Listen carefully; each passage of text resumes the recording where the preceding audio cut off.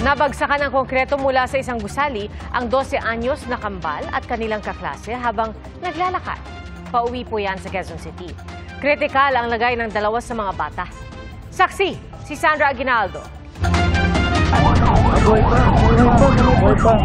Nakahandusay sa kalsada ang dalawang estudyanteng edad 12 matapos mahulugan sila ng konkretong bahagi ng isang gusali sa panulukan ng Don Chino Roses at Tomas Morato, Quezon City bandang 4:39 p.m. Naglalakad daw sila noon pauwi sa kanilang bahay mula sa eskwelahan. Wala silang malay nang dalhin sa ospital. Nakita ko yung maya bumagsak na yung debris. Kita ko po yun na paano tumama yung bato, debris sa ulo nila. Kaya hindi na po nakabangon yung dalawang bata. Isa sa kanilang kasama na kapareho nila ang edad, nagtamo naman ng sugat sa braso matapos makatakbo. Sa paunang ulat ng Quezon City Police District, dalawa sa mga biktima ay kambal at ang kasama nilang si Carl Baldonado. Isinugod ang mga bata sa Capital Medical Center kung saan namin nakausap ang magulang ni Carl.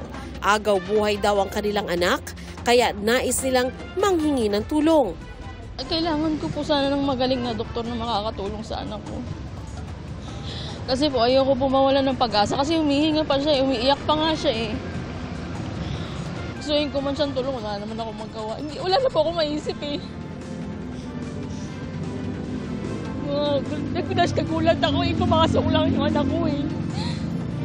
Hindi ko alam na magkakaganyan siya.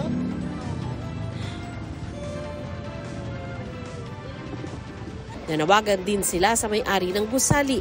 Sana makipagtulungan sila sa amin. Naawa ko sa bata eh. Naawa po ako sa anak ko. Ang dami pang pangarap nun eh. Napakabata pa, 12 years old pa lang.